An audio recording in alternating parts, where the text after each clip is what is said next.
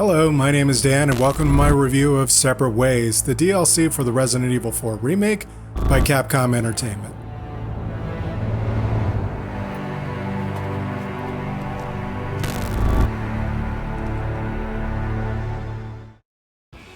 In this review, I'm going to evaluate whether Separate Ways is worth the extra cost to expand a game that literally just came out this same year. Is Capcom giving the fans something of value, or literally just double dipping to impress their investors? Capcom has released Separate Ways as DLC content available for $9.99 on Steam and the PlayStation Store. Also on the Xbox Marketplace, I assume? I don't know. I don't own a Xbox console. Though I'll try to keep the spoilers light, there may still be some, because it's difficult for me to talk about a game without digging in deep. I was very excited to finally get a chance to play this extra scenario for the game. Although I wrote the strategy guide for Resident Evil 4 on GameCube, Separate Ways wasn't released until the game was ported to other platforms. I did purchase the PC version of the 2005 game several years ago as part of a bundle on Steam, but I never had the time to play it. Despite missing out on Separate Ways, what I've seen and read about the original scenario is that it had some good points and some bad. My understanding from community complaints that I've read is that the story didn't fit well with the main game and had the players explore the same areas and even solve the same puzzles as Leon. I'm glad to say that Separate Ways for the RE4 remake stands alone better on its own and also better fits the story of the main game. The DLC can be played without having to complete the main game first. You assume the role of Ada Wong, the elusive and duplicitous double agent that Leon Kennedy first encountered as an NPC in Resident Evil 2. A different actress voiced Ada in Resident Evil 2 and the Resident Evil 2 remake. For the RE4 remake, Capcom cast Chinese-American actress Lily Gao to take over the role of Ada. Some members of the community responded to this change horribly by harassing and degrading the actress on her social media posts, and of course that's disgusting and completely undeserved. I personally am intrigued by Lily Gao's understated but calm and confident portrayal of Ada Wong in the main game, and I'm glad to see her back to flesh out the character even better. And that's exactly what the story of this DLC delivers. Ada is searching many of the stages of Resident Evil 4 in her own separate way from Leon, looking for a mysterious object or substance called the Amber. With as few spoilers as I can manage, as we continue to play the DLC, we come to understand who Ada is working for, what the Amber does, and why she is looking for it.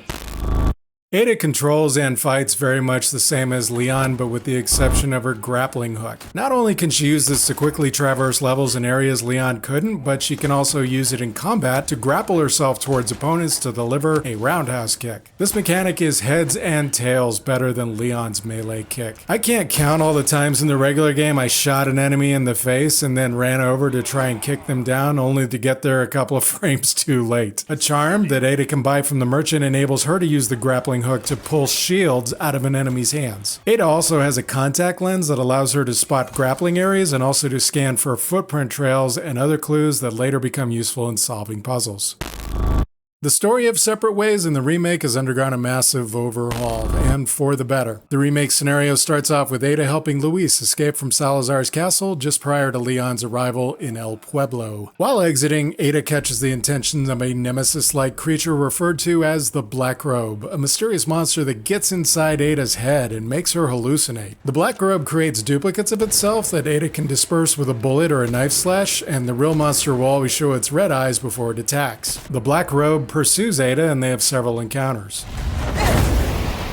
The pursuit ends in a difficult but very satisfying boss fight. Ada starts off exploring the exterior of Salazar's castle, trying to find a way out by using her grappling hook to traverse areas Leon couldn't reach in this familiar area. There's plenty of opportunities for quiet stealth kills throughout the game, and especially in the opening chapter. The challenge continues in Chapter 2 with Ada encountering some more strong enemy groups that are sometimes best dealt with by running away or using the grappling hook to hop over an obstacle. So veterans of the full game will definitely feel the challenge right from the start, but those who haven't played most of the main game may feel overwhelmed. Separate Ways also includes challenges such as shooting the blue medallions or finding a particular fish to sell the merchant. There's even one involving finding Leon's discarded jacket in the abandoned factory. Wow, way to close up that plot hole. There's lots of treasures and gems available for Ada to find starting right away.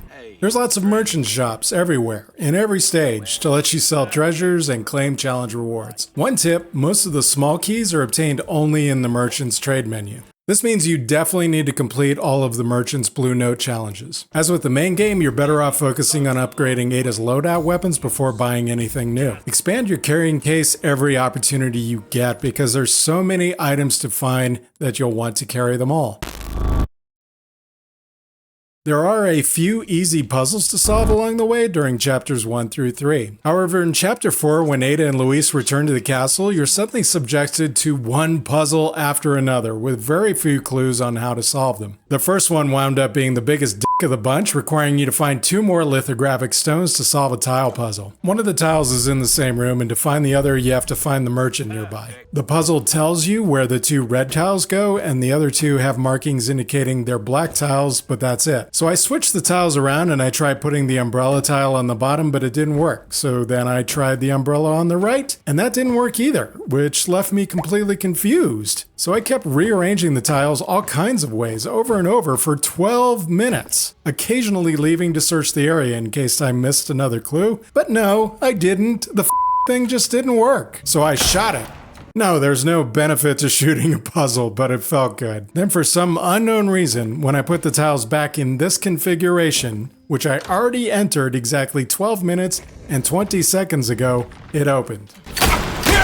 As you might tell, this experience left me frazzled, so imagine my reaction when I entered the next room and found I had to solve yet another puzzle. This one was a little easier to solve and actually worked pretty logically, but it took me longer because I was frazzled. And after solving that puzzle, Ada then walks into a death trap, which is another kind of puzzle if you think about it.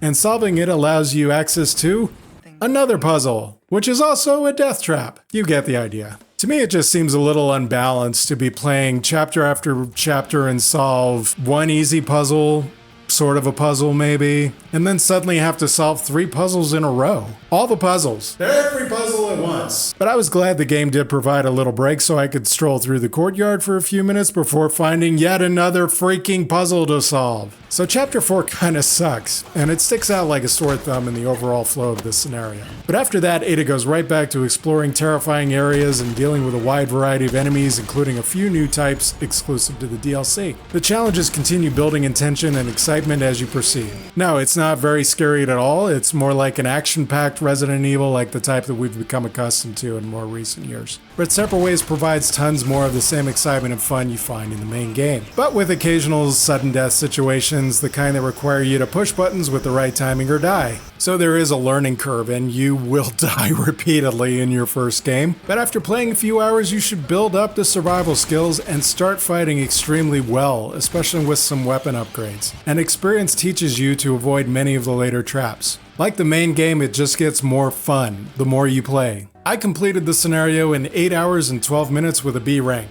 That's longer than it took me to complete Resident Evil 3, which was a full-price game. I definitely did not complete all of the shooting challenges, so the overall playtime could be longer for other players. Post-completion unlocks include new costumes and accessories for the main characters in Separate Ways, including Ada, Luis, and Wesker.